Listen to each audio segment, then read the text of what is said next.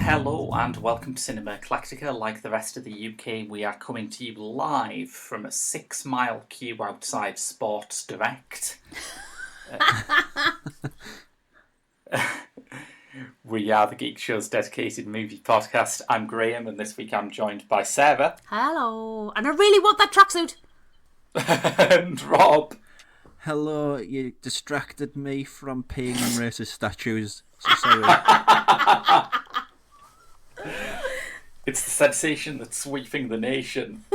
Yeah. Have you seen that thing on Twitter? There's a black comedian who's doing like TikTok, which the idea of TikTok is just awful. But Yeah, he's, like, it makes me feel fossilised. He's repositioned in sort of horrible news, and he's got a very, very, very funny spin on it. Oh, right, the thing now, it's just that we're all having an argument and doing a dance called the Orty Bob, and it's very funny. Okay. What's his name? Can you remember? I'll look it up. Yeah, I'll please forget. do. And I'll check it out. Yeah. Instantly forget more than likely, but there we go. That's the trouble when they're just like short little vids like that. You can tend to forget the details. Yeah. True that. David Lynch would hate him, even though currently he's doing sort of new weather reports. Yes, that's true. Yeah. And yeah. Had you not seen David Lynch's weather reports? No. I've seen David Cronenberg's horror film in under 2 minutes, however. Oh? Oh, yeah, check it out on Instagram. Yeah. Really cool. Okay. Really cool. What people have just achieved in like a really short time, and it looks great as well. Oh, I'm just thinking about what's on David Cronenberg's Instagram, and it's like, imagine the exact opposite of Agnes Varda's Instagram. He's like a really, really funny man, though, which is, you wouldn't think of if to look at his movies. He's hilarious. I do have a great soft spot for that time when he was asked about the morality of his movies, and he said, I don't have like an underlying moral scheme. I'm a Canadian. Bless him. Good lad. Bless Cronenberg. Anyway, this week we have got a return to an old format that we haven't been able to for ages because, let's face it, haven't been many new releases. No. There was a document or an article that Robbie Collins said published this week about let the Oscars go ahead next year, celebrate the movies that really tried hard to make it easier for us in this most challenging years. That's a nice idea. And it shine a light on, I think, some smaller talents that deserve it, frankly. I think generally it's been interesting having this little window where smaller films and independent films are the ones that people are paying attention to. But last week, it would be fair to say, was a big week for streaming releases. Indeed, the biggest we've had since it started, and I think it was Warner Brothers said we're putting all this stuff out on streaming. Or was it Warner Brothers or was it somebody else? It was on Universal. Universal were going to do it, weren't they? It was Universal, that's right, yeah. And then the Theatre Owners of America said, no, you're not. Rude. But this week we have a photo negative show, which means in the back end of the show we're doing 3 big new releases: Radioactive, The Five Bloods, and Citizens of the World. But before that, we've got our Director's Lottery, which last week came out with Federico Fellini, and we decided on La Strada. Yes, which there's different faces of Fellini, I guess you'd call it. There's the early days where he was more of a social realist. The social realists in Italian cinema, like neo-realist, like Italian neo-realism. That's what it gets referred to as. Yeah, their stuff tends to be quite poor-faced, serious, dour. I know I'm insulting a whole clique of Italian cinema fans there, but I'm rolling with it. And as he got a bit older, he decided to make these massive, epic but barking movies. Yeah, in British director terms, it's as if Ken Loach just turned into Ken Russell halfway through his career. Wow. Oh wow, that's living a the leap. dream, that is. Yes. So this Strada is kind of a transitional fossil, isn't it? It's the moment at which he started to turn from one to the other. Yeah, it was his breakthrough. Is that correct? I think so, yeah. I mean, before it, If It Alone, he had a lot of praise, and indeed a lot of the actors in this, particularly the international ones, signed up for it because they'd seen If It Alone. But it would be fair to say that this was the first really attention-grabbing thing that he did. Yeah. It's not really. It's hard to describe it as a plot-driven thing. It's essentially it's a road trip. A character called Gelsomina, who's played by Giulietta Messina, is sold in. Well, she's hanging around with a strongman Zampano. I think she is sold, isn't she? She is sold, yeah. Zampano, who is a strongman with the least muscle definition I've ever seen in a human being before, and whose entire routine revolves around him being clamped in some chains and just sort of flexing his chest. Yeah. And he... It's limited, but... It's limited. Okay. And he does it a number of times in the film, and every time he does it, there seems to be some different mood underlying it, I think. Yeah. He's played by Anthony Quinn. Who's a Mexican actor. I was really puzzled by this because there's a lot of 50s, 60s, 70s. There was a lot of American actors who went to Italy and they were dubbed into English. Yeah. Yes, yeah. Especially in the Giallo phase. Yeah. It kept a lot of actors in work, it seemed. But in this, I looked into it and apparently he's a Mexican actor. So he's Mexican kind of like old Hollywood tough guy. He's played like quite a lot of like kind of. I mean, he was literally roles. He was literally born in Chihuahua, Mexico. Yeah, so. yeah, he was. Yeah. His complexion doesn't make him look out of place. It doesn't look like he is an American playing an Italian, and it just looks weird. And at the time he was doing this, literally back to back, like he would wake up, film a morning of La Strada and film an afternoon of another film.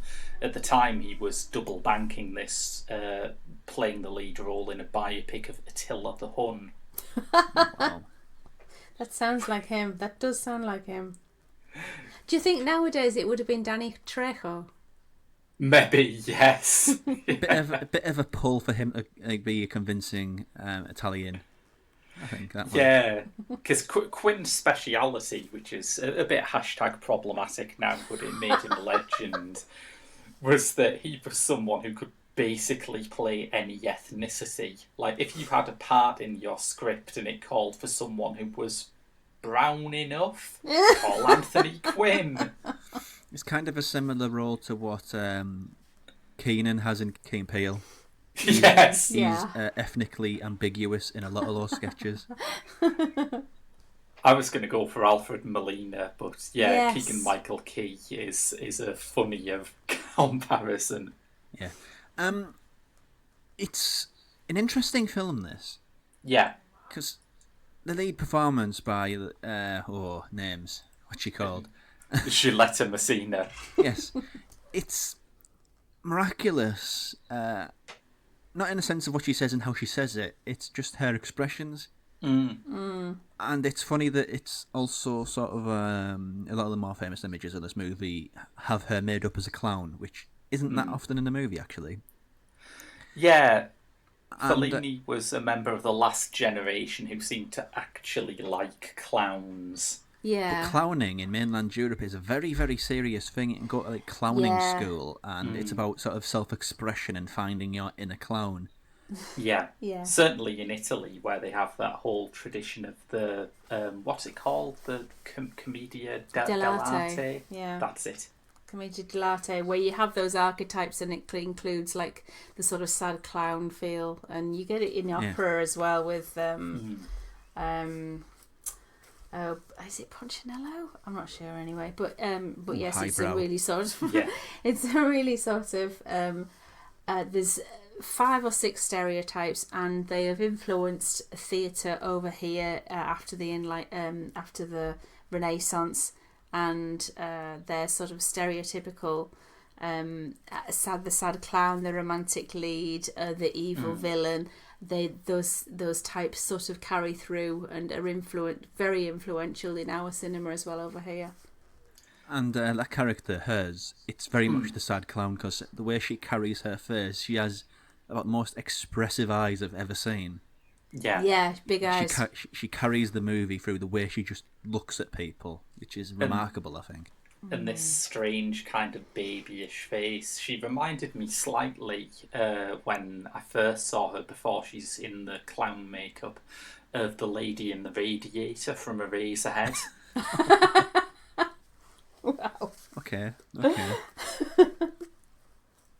And she does seem to have something of that kind of almost supernatural innocence. I mean, what Sarah was saying about the archetypal comic characters applies quite a lot to Strada as well, where it's essentially a love triangle between the brute, the strong man, and the sad clown, and then the third character is a street entertainer who's simply called the Fool. Yeah. If you've ever had your cards done, as in, you've had a reading from a tarot reader, these stereotypes come into there as well. The fool is somebody who just sort of wanders through life. He doesn't have a big goal or an ambition. He's just sort of most people like him, though. He's very likeable, but he's not very driven.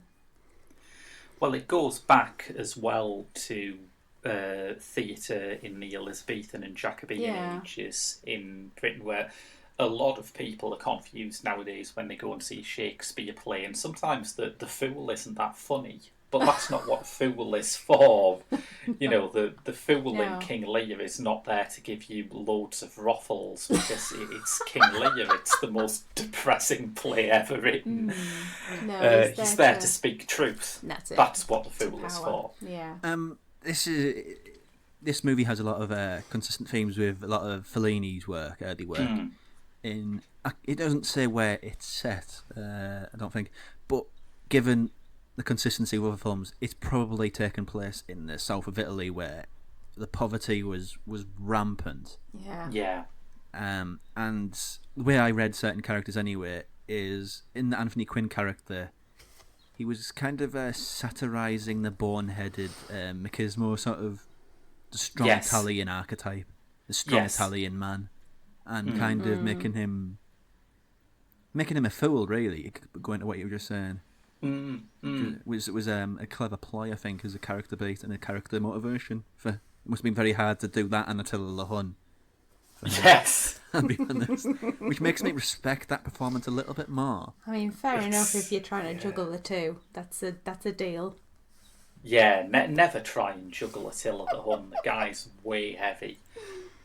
I suppose part of the sort of beauty of the structure is that all of these archetypes turn out to be the opposite of what they appear to be, that the clown is sad, that the fool is wise, and that the strong man ultimately turns out to be quite weak, quite insecure.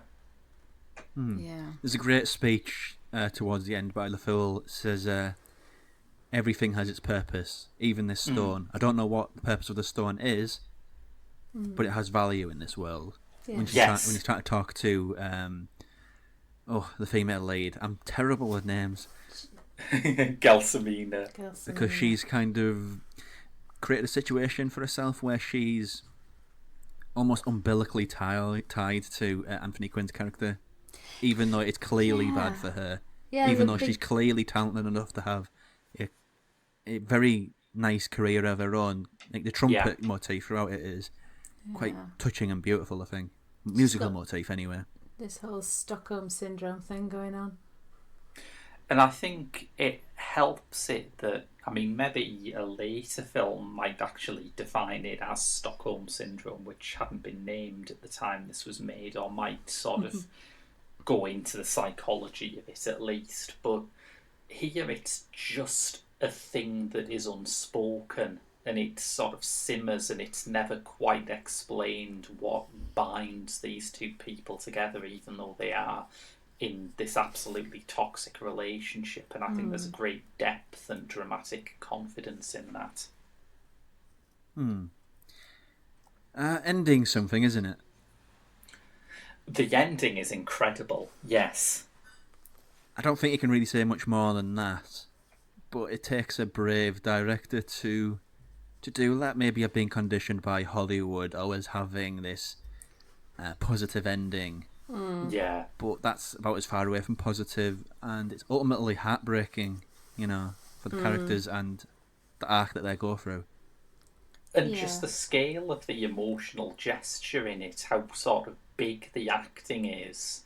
I think nowadays a lot of actors would be frightened of being laughed at if they did something that grand, but Quinn makes it look perfect. It's incredible. Well, it's in the same register that the movie's in, because the score is very melodramatic. It's very over the top, the music, so it's a very melodramatic resolution in that way. But it works. It's a film, as we were saying, that takes you from this kind of neo-realist world of poverty and abuse, which is still there. It's still what the film is literally about. But it brings it into this older, more mythic kind of world of fools and clowns and strongmen.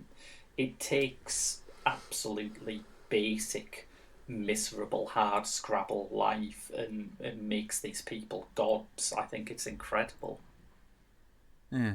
I don't know whether it's my favourite Fellini, though. I mean, that's almost an impossible question to answer, really. Yeah. With him being, I'd say, one of the top 10 directors who's lived, basically. Yeah. I think it is. Previously, mine was La Dolce Vita, and I still think La Dolce Vita is incredible. But I think this might have pipped it. Wow, that's massive praise. I mean, my sentimental choice is simply because it's a film that I saw and I just was delightfully bewildered by. I really love Satyricon, but I'm very aware that it's not actually his best film. I just love the fact that it exists for some reason. Yeah, Satyricon's one of those movies that I don't know. I can't remember anything that happens in it. I know there's a scene in a labyrinth of a Minotaur. Yeah, that's in there. But as far as visually, I remember it all. Yeah, yeah. Not what anything is or what it meant, but there's some images. And Satyricon will always have that place, but I've not seen any other big ones. I mean, I think Roma's very underrated. Roma is lovely, isn't it? Yeah. No, hang on. I'm thinking of the wrong one. Amarcord is the one that I'd seen. I haven't seen Roma, I must admit. Roma's got one of the most miraculous things I've seen in a fiction movie. There's a sequence where they find this chamber under somewhere in Rome. It's got ancient art in. Yeah. And the second that air gets to it, you see this picture disintegrate in real time. Sorry. Wow! And it's just one of these. Wow, that's incredible. It's basically science, but it's just how incredible things like that can be. Feel of magic. Yeah, it really does. They clearly try to have a practical effect and do that sort of thing now. Yeah. I mean, there's clearly some practical effect there. I mean, they're not going to go around Rome just destroying ancient art for a movie. That would make them monsters. But I mean, done something to recreate that effect. He was a big deal by then. He could probably have gone to the mayor of Rome and said, "Look, we're going to destroy some priceless cultural artifacts. Are you in or are you in?" How about you, Sarah? How are you with Fellini? Well, very inexperienced. I've not watched any Fellini. I'm afraid. Oh, so this was your first. How wonderful. Is this compelled you to want to look more into his work? Yeah, I mean, I've heard of the big films, but I've not seen them. I've sort of, maybe, I don't know, I've sort of not had access to them, or I've not had them high on my list of priorities. But no, I haven't seen a Fellini film. And I know he's like this big major director, and I've not gone to seek out his films. He's like statues up there, like with Fritz Lang and Hitchcock and people like this. He's right up there. Fritz Lang. I like Which is, I mean, maybe I like the black and white and the angular and the dramatic, and then Fellini's all about like people being, I don't know. It's a similar thing, but it's an Italian slant on things. Like you couldn't imagine Fritz Lang of having. Well, I mean, you could see the Fritz Lang version of La Strada, couldn't you? I completely. think. Metropolis is his. Yeah. So M is as well. They all have this idea of people being like almost mechanized and becoming part of the machinery, and a dehumanizing aspect of it, which does translate to La Strada, but not in as dramatic a fashion, perhaps. Yeah, it's same themes, but a wildly different cultural context, maybe. Yes. Yeah. It's motivated me to finally get around and watching the big ones, because I'm not seeing the Dolce Vita or 8.5, which are... No. Oh, the Dolce Vita is so wild. It begins with a helicopter airlifting a statue of Jesus somewhere, and people just sat on the rooftops going, "Oh, there's Christ," pointing at the sky. Incredible stuff. Did we think of any recommendations that we'd watch alongside this? Because I had one that came to my mind, not so much for the whole film, but right at the end. I was trying to think, what's the only other thing I've seen that's had that kind of power in the final scene? And I thought of Cobra Verde, Herzog's last and maddest collaboration with Klaus Kinski, which also has this just absolutely operatic, hopeless ending on a beach. And I think it's always a good time to rewatch Cobra Verde, because I just think it's great and it doesn't get the respect it deserves. I can't really think of anything, to be honest, because he's kind of, even though he's inspired so many people, Fellini's kind of in and of himself. He feels like his own genre, doesn't he? Yeah. I mean, it's not like I could pick up. I mean, I was watching it and there was something barreling around in my head. I remember watching a noir that takes place in the circus. I could never remember what it was. It was just on the tip of my memory. Nightmare Alley. Might have been that.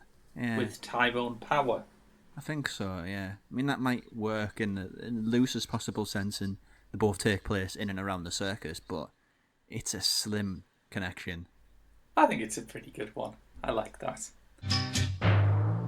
Maybe we will be able to get a few more films to watch alongside it through our question of the week. Yes. Which this week was inspired by my knowledge of rudimentary Italian. When I realised that La Strada, right, it means the road. Mm-hmm. So we asked, what's your favourite road movie? Nice. And we got 3 answers on Facebook. Chris Common Swings says Chris Petit's film Radio On. Ian Payne says toss-up between Two-Lane Blacktop or The Muppet Movie. Got to admit, if we were having a best double bill competition, Two-Lane Blacktop and The Muppet Movie is pretty great. The Muppet Movie is like the art house version of the Muppets and their cinematic output, because it's got Orson Welles in there. Yeah. It has, yeah.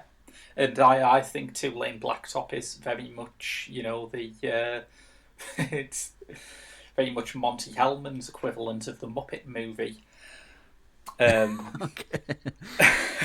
Don't ask me to back that statement up, whatever you do. If it works at Lynch, who can just not make claims and not back them up, you can have that too. And finally, Mark Lawrence says either Mad Max Fury Road or Priscilla Queen of the Desert. Basically, just all Australian all the time. Okay. On Instagram, you can follow us there, TGS_The Geek Show. Mm-hmm. Stephen Sidhu 111 said E2 Mama Tambien and Your Mother Too. Oh, I love that film. Alfonso Cuarón's breakthrough, of course. It was years ago that I saw E to Mama Tambien, and also the only thing I can think of when I hear that title is Sue Perkins. And she used to have a show with Mel Giedroyc. Before the Late Lunch, it was on radio. Oh, right. It was the Mel and Sue show, that Mel and Sue thing, and they had a sketch where it was somebody ringing up a cinema and getting the releases information, and it was one of these press 1 for blah blah blah, but it kept misdialing and coming back to E to Mama Tambien, and that always goes on in my head when I think of that title. But I really enjoyed it at the time. I can't remember much about it, but I did enjoy it. My favourite road movies, I've got 2, and let's be frank, one of them's Gallivant. We were never going to get around this. We were never going to get through this segment without me talking about Gallivant, so I'll just throw it out there. It's Gallivant. That's the answer, obviously. But something that I haven't already bored the listenership to death with my fondness for is Thelma and Louise. Yeah, I mean, obviously, yeah. Which I think does not get enough credit as one of Ridley Scott's greatest films. I think people now talk about Ridley Scott's Holy Trinity as being Alien, Blade Runner and Gladiator, but I would happily knock Gladiator out there and put Thelma and Louise in its place. Gladiator is regarded as one of his greatest. Gladiator? It's because the scale was epic, maybe. Huge hit at the time, I guess. No one had seen anything like that in years. I don't think it's particularly good either, but all I can remember about it is Are You Not Entertained? And that's about it. And it being last role for Oliver Reed. Yeah. And him being CGI'd into the audience. That's about it. That's about all I can remember from it, really. Whereas Thelma and Louise has Harvey Keitel as a nice policeman. What's better than that? And a really early role for Brad Pitt, I think. Yes. It's so great. Okay. E to Mama Tambien! I'm just going to say that again. Moving past that, I have 2 as well. Okay. None of I wouldn't call either the favourite of road movies, because road movies are such a wide-ranging thing. Yeah. You could probably have about a top 20 and it still probably won't be enough. It's just one of those things. It's just there in cinema. It's everywhere. The first one is a David Lynch movie. Woo! Which is a 50-50 as regards to which one it could be. Well, I don't know. Would you say Lost Highway is a road movie? It's got highway in the title. And there's a lot of driving. And it's got a gummy Willem Dafoe in it. No, that's Wild at Heart. Wild at Heart's the one with melty Willem Dafoe. Yeah. Melty Willem Dafoe. I'm going to go with Straight Story. Whoa! Because that is a movie that doesn't get enough love. I just watched that again recently and it's still terrific. It's about an old man who's basically going across America on a lawnmower to see his other brother, who he's had a bit of a to do with, and his brother is played by Harry Dean Stanton. Yes, legend. And it's just lovely. It really restores your faith in humanity. That movie. That's a really good choice. And for somebody who's created as many nightmares as David Lynch has. Yeah. It's a nice gesture from him. And, I think the thing with the Straight Story is that it absolutely still does feel like it takes place in the same universe as Blue Velvet. It's just Blue Velvet where Frank Booth doesn't turn up. The other one is a Japanese movie by Takashi Kitano called Kukujiro. Okay. Which the entire hook around it is he's trying to make up to a little boy who's been abandoned and make him feel better. Right. Which again is just such a nice conceit for a guy who made his name as a director, being like a sort of stoic, deadpan gangster who shoots people in the face without so much of a twitch. Yes. To having this really nice movie about just making a kid feel nice. Oh, yeah. And wanted in the world is just lovely. So I picked two lovely ones there from directors who clearly aren't.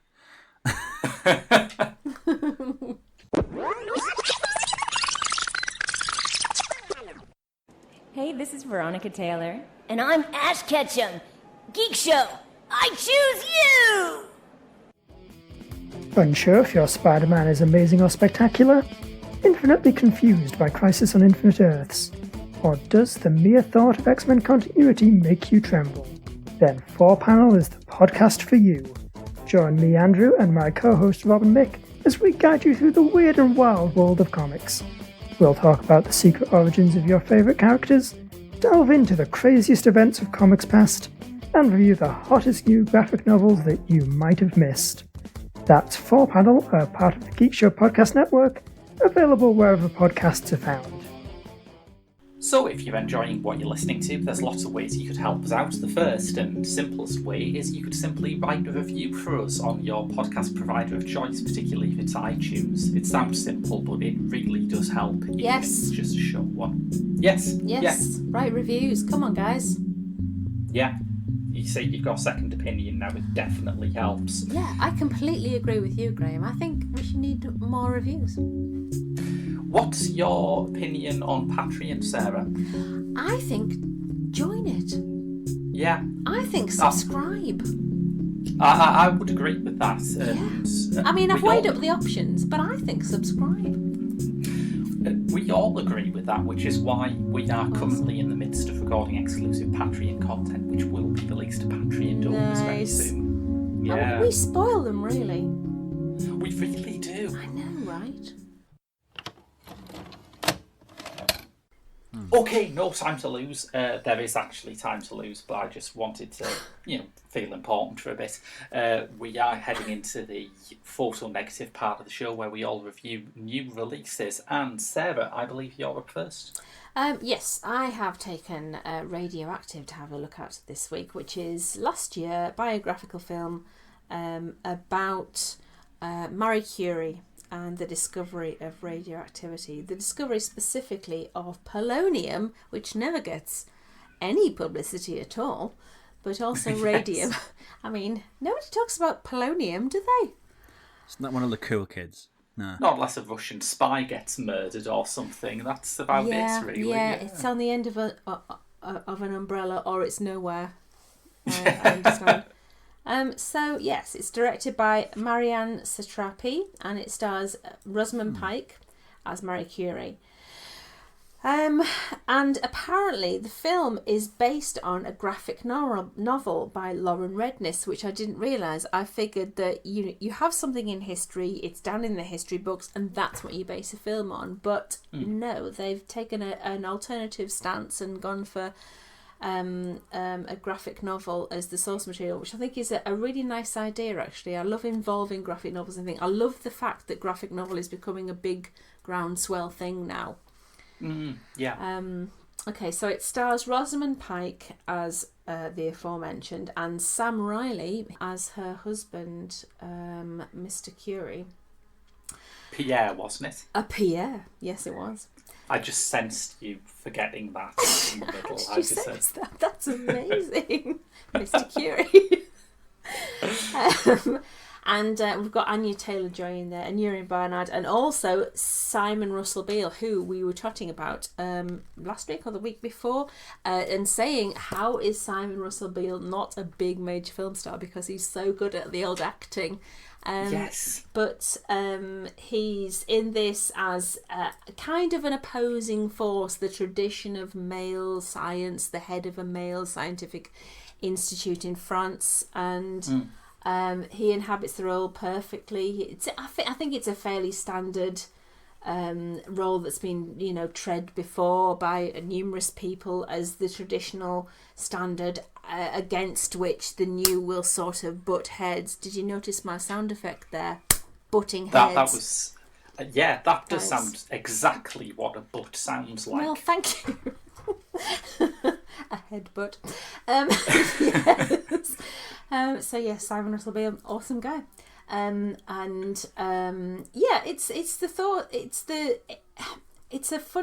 It's an unusual structure of a film, because you obviously have the the discovery of radioactivity, but interspersed you get the way certain qualities of radium and polonium and radioactivities play out. So you do get a jump forward to how it can maybe affect medicine positively, but then you also get the negative fallout from that as well, without going into too much detail.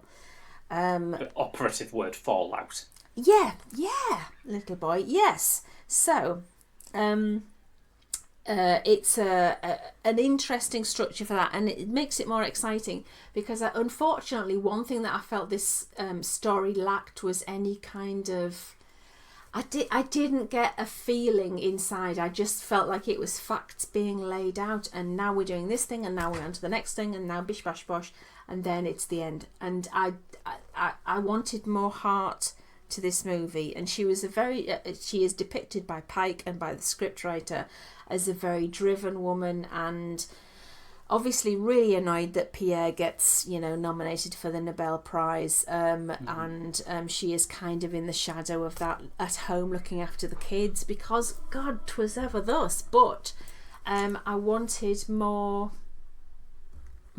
heart. I wanted it seemed like it was in such a rush to tell the elements of the story that it kind of missed out the human side of things, which I think it could have stood to include. It's I have to say it's definitely there's loads of positives about it. Whoever did the colour editing has done a lovely job. It's in certain scenes you get this kind of bluey green glow, appropriately enough, and it just makes everything look really pretty. And I think they've been influenced by the artists of the period. So this is set in Paris in 1893. So you do have like a hint of Impressionism. And then later on, when you're getting a flash forward to war and the sort of fallout from war, you get something of the feel of Goya's anti-war paintings, and that's introduced as well. So obviously you get artists reacting to this very unique scientific discovery, so I'm glad that was included as well.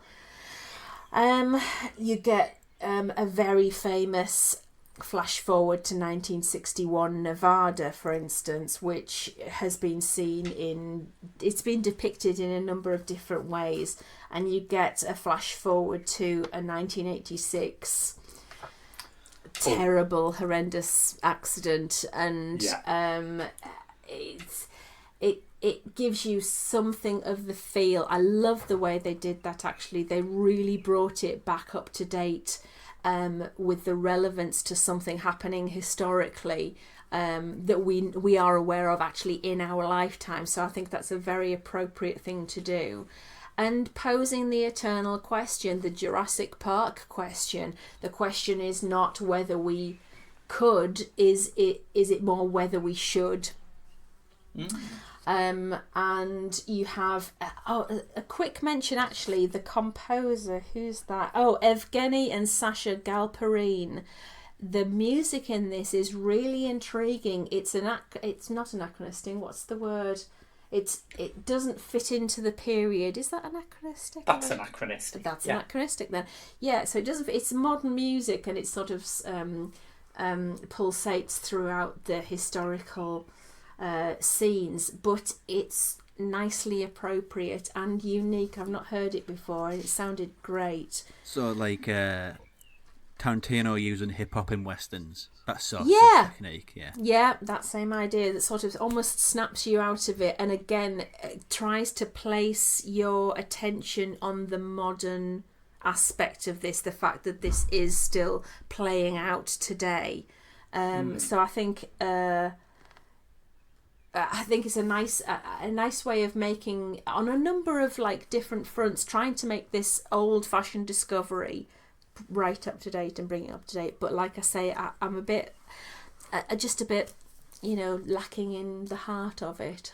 I was I missed the human aspect of it a bit.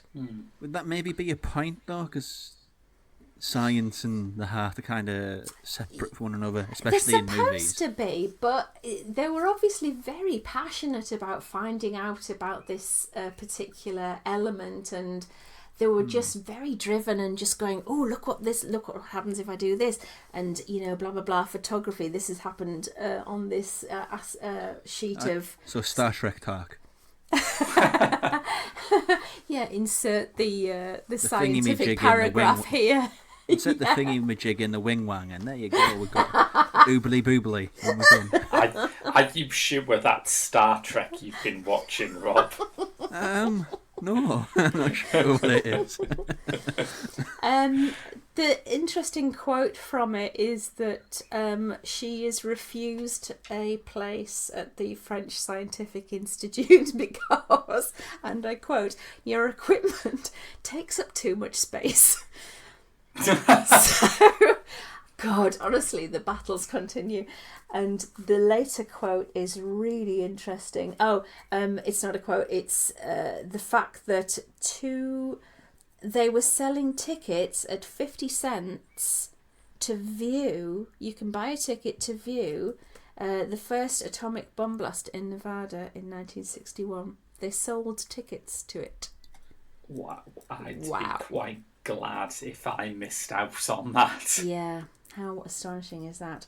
So yeah, a bit of a mixed review, but looks great, sounds great, maybe a bit more human element to it, but otherwise, yeah, good solid 3 stars, I reckon. I've got one of the smaller releases of last week's Bonanza. I mean, we could have done The King of Staten Island, but it's a Judd Apatow film and a week isn't enough time to watch it. It would have been funny listening to you just be angry about that. Oh, I like Apatow. But I don't think you need to be subject. I mean, we're in lockdown. We don't need that double blow, do we? Yes. What I got instead was Citizens of the World, a new comedy by the Italian writer, director and star Gianni Di Gregorio. Now, Gianni Di Gregorio is an interesting guy. He made his big breakthrough as screenwriter for a film that really could not be more different to what he's ended up doing as a director. He co-wrote the screenplay for Matteo Garone's film Gomorrah. Oh, wow. Yeah, very different. Yeah. Realist gangster fable, that one. I mean, Gomorrah is the most depressing gangster movie ever. If your main problem with gangster movies is that they make organised crime look too glamorous, watch that. It's miserable as hell. And Garone would be one of those Italian directors who does the sort of neo-realism to fantasy pathway, doesn't he? Because he went from that to doing Tale of Tales. Underrated film, that, I think. Yeah, I like Tale of Tales a lot.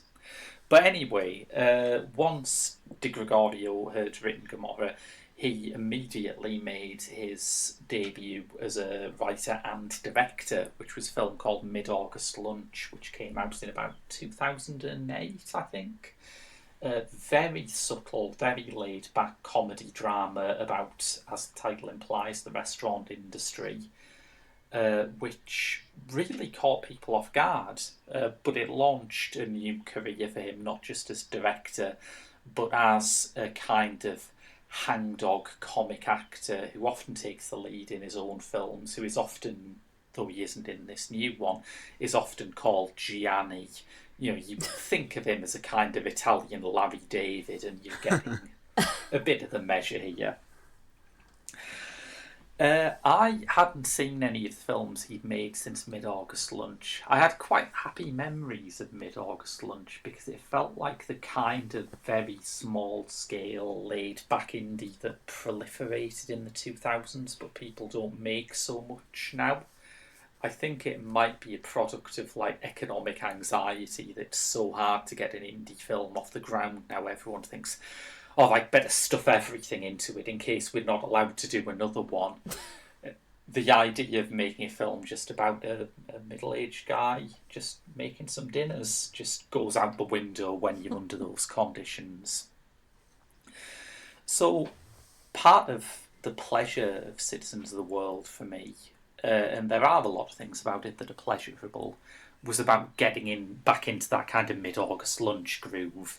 It's slow, it's steadily paced, the camera work is unobtrusive. There's no swishy camera moves, but equally no handheld stuff. It's just simple, classical directorial style.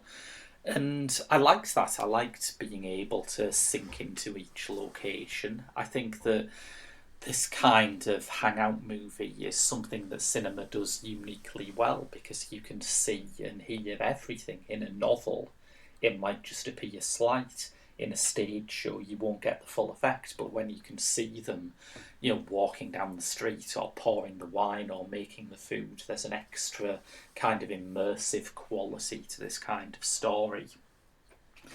What the story is, and it's not a story that bears great scrutiny, is the story of Gianni, who is credited here as the professor, meeting some old friends of his and finding that they're all deeply dissatisfied with being a pensioner in Rome, and they want to go and live somewhere else. And they get a fixer who's this fantastic looking guy who must be about 90 years old but still has big long hair and a sort of Tom Wolfe style white linen suit, to go through all of the essentials about what you need when you're living in another country. Things like, what's the climate, as he says. The northern European states have a great social model, but they're really dark and cold. He addresses what the price of beer is, very important stuff. He addresses whether they have really xenophobic politicians, because you're going to be foreigners when you move over there. And they make their selection, but this is really something to just sort of hang a buddy comedy off. I don't think there is, any serious attempt at trying to find out what the best country in the world to live in is. It's more about the pleasure of being with these guys. And in terms of that pleasure, I mean, one of the things that makes it odd going back to a Gianni Di Gregorio film now, as opposed to in the 2010s, is that we're in the middle of this very tense kind of generational schism. And when it started, I did sort of think, am I in the mood to watch a bunch of guys in their 60s and 70s complain about how they've got everything tough? I think it just about gets away with it. I mean, it does lose its grip towards the end, and I did find my attention wandering, but I think that's more due to the kind of comic situation going flat rather than any kind of deep generational animus, because certainly compared to Mid-August Lunch, which is incredibly gentle, I mean, it's one of those rare films that is aimed at an adult audience but has a U certificate from the BBFC, because, just one of those films where nothing bad happens.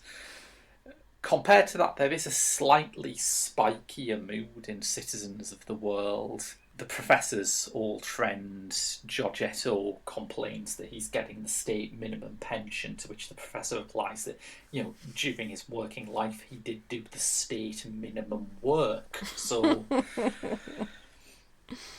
there is this awareness around the edges that even though these people are kind of funny comic anti-heroes, their complaints are not to be taken too seriously. They're more frustrated with life than people who have genuine grievances. And I found it enjoyable for what it is. I don't think it has the precision or indeed the wonderful third act of Mid-August Lunch, but as I look back at a style of filmmaking that does seem to have fallen from favour unaccountably, and it is very enjoyable, and also as a window back into a time when people used to go to restaurants, right, and they used to drink wine. In the before times. In the before time. They used to drink from glasses which they put up to their lips, even though they knew someone else had handled these things. So that was all enjoyable enough, even though the film is not great. It's just kind of these are okay boomers. They're not bad. They're not great. They're just okay. Oh, that sounds sweet. Bad Boomer sounds like a Hanna-Barbera cartoon now. Bad, bad boomer sounds like what someone like Charles Band would put out if he was really trying to ride the bandwagon. Oh, it does, yeah. I've got a soft spot for that. I mean, I don't know how you can't. There's great value in those gentle movies where there's no conflict. I mean, I saw Patterson first time earlier this year, and it was just total therapy. It's just I did wonderful. keep thinking of Jarmusch when I watched this, and particularly that film. It's just beautiful film, Patterson. It's just really, really nice to spend time in films like that. When you tweeted about that, didn't you? Yeah. Yeah, and it reminded me, because that was on my list to watch, and then somehow I forgot about it. It dropped off my list, so you've reminded me to watch it again. Patterson, yes. Patterson is great. It's just lovely. It's just absolutely lovely film. You can't come away from that other than just think, life's great. And if nothing else, one of the greatest ever movie dogs. Yes. Very sweet. Now, I don't know how I'm going to segue out of this. Anyhow, I've got Spike Lee's follow-up to probably one of the best films he's ever produced in Black Klansman. Yeah. Yeah. Which is genuinely worth all the plaudits it got. It's his 2020 film that he's produced on Netflix, The Five Bloods. Mm-hmm. It's funny you should describe like indie films earlier, Graham, as we don't know when we're going to get the next chance to do this, so let's just ram everything into it. Yeah, because that's Spike Lee to a T, isn't it? Yeah, there's a big degree of that in this. Ostensibly, it's about how a group of 4 elderly black GIs are returning to Vietnam. They're played by Delroy Lindo, Clark Peters, Norm Lewis, and Isaiah Whitlock Jr.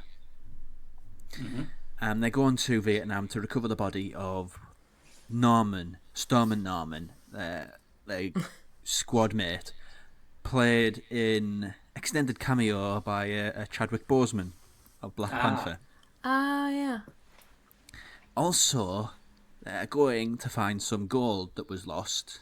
Also, it goes back to the past and has passages of them at war. It's really weird in the way they've done that. It's got Chadwick Boseman, but it hasn't replaced the elderly actors for younger actors who look like them. Yeah, I heard about that. It's almost like a kind of Blue Remembered Hills thing. Yeah. It's weird at first, but once you sort of grasp the concept of what he's trying to do there, it does make sense. It's sort of a statement to say that the more things change, the more things stay the same. Mm. So it's got that sort of locked in time aspect to it. And if you've seen Black Klansman, there's a third string to it. The last 5 minutes, there's a piece in Black Klansman where I can't remember what it was specifically. It was a protest. It feels like forever ago. Charlottesville. Yeah, which a car went clean through a group of protesters, and it just sort of lingers on that for a good few minutes. It's really hard to watch. Powerful. It feels more vital now, removed from it, than it did then. It felt gratuitous then because it's just such a weird way to end the movie. It just feels like it's sort of something tacked on. But it does make sense when you... Yeah, it does make sense. You just need distance from it to really comprehend things like that. In this, it's got... The first 5 minutes are sort of snippets of the real hardship of the world, the Vietnam War. And I got to say, seriously, Spike Lee, did you have to? Oh. There's a famous shot from Vietnam, isn't there? Like a photo. Yeah. I just forgot this as well. No, not the girl running. The other one in which an American GI has got a gun to a Viet Cong guy's head and he shoots him. Yeah. Yeah. I've seen that footage before in Killing of America and I've just got rid of it. Ah. And he's put that in there, and it's not like, I know they use that term a lot in sort of in their culture, but trigger warning. There's no warning that this is going to happen. It's just bam, there you go. There's a guy shot in the head and blood geezering out of his face. Oh, dear. Didn't need that. Really didn't need that, Spike. That was the point at which you punted your DVD of Killing of America out of the window, wasn't it? It was, yeah, because it basically, here's 90 minutes of what it looks like for people to be really killed. Oh, no, no, no, no, no. But that's not it. There's also another bit later on in which there's, I can't remember the specific time it comes, but they meet Vietnamese people out in the jungle, and they've got guns, and they talk about how they killed babies. Guess what it cuts to then? Mother. Oh no. Yeah. It's not on it long, but it does include it. I can see the point he's making, but there's other ways to make that point besides hammering it on the nose like that. But it's sort of weird structure aside, there's a lot to enjoy about The Five Bloods. It does eventually become an action movie, and I think that is where it's at its weakest. But when you're just spending time with the four, getting to know them, getting to know Delroy Lindo, who plays Paul, he's a Make America Great sort. He wears like the red Donald Trump cap. He's very, very pro whatever that is, I guess. And there's what's he called? Is it Norm Lewis? I don't know. I'm not good with character names, clearly.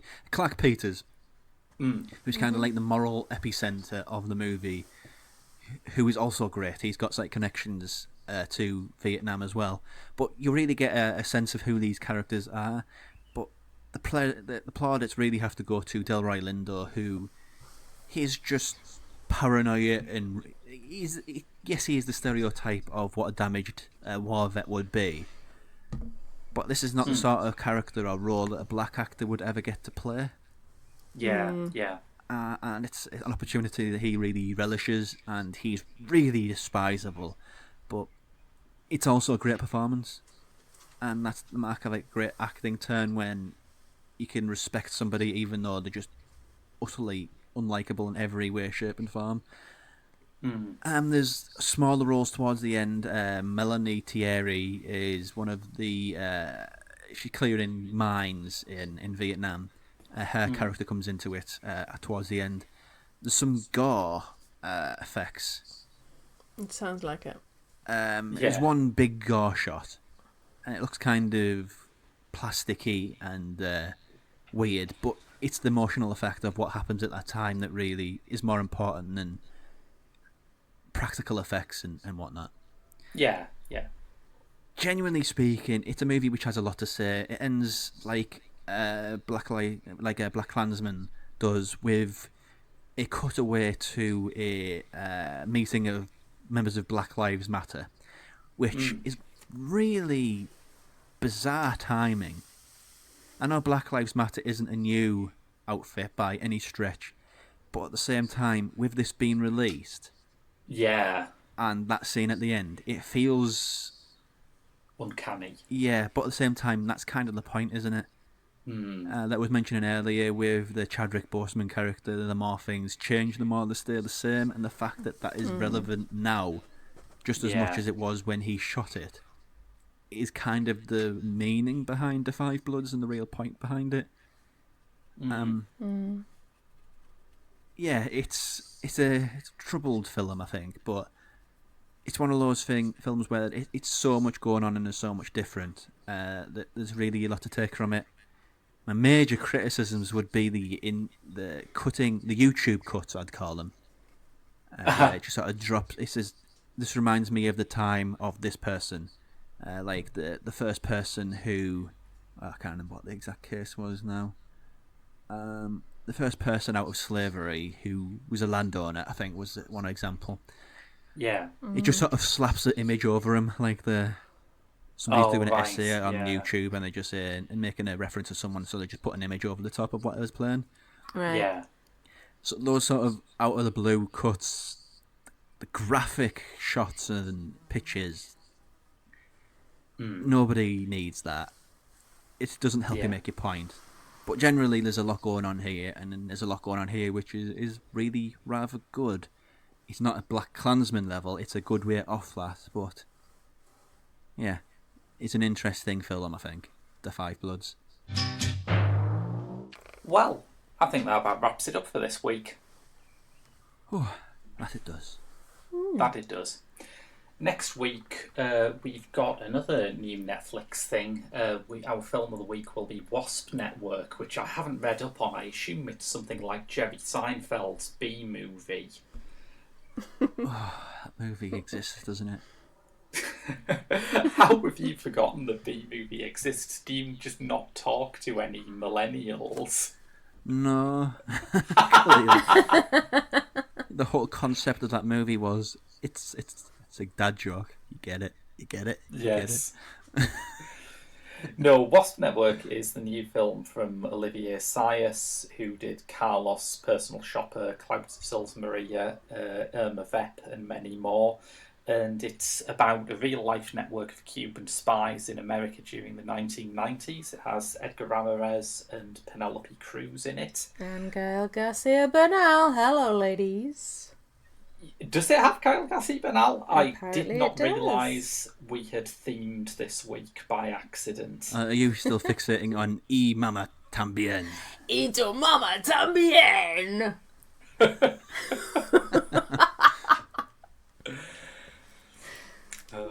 Thank you, Mel and Sue. I've always wanted to use this podcast to bring attention back to the early career of Mel and Sue, and I feel like I played the long game and it paid off. And now we've hit pay dirt. But yes, until next week with Wasp Network, that's been your lot from Cinema Eclectica. I've been Graham. I've been Sarah. And I've been Rob. See you next week.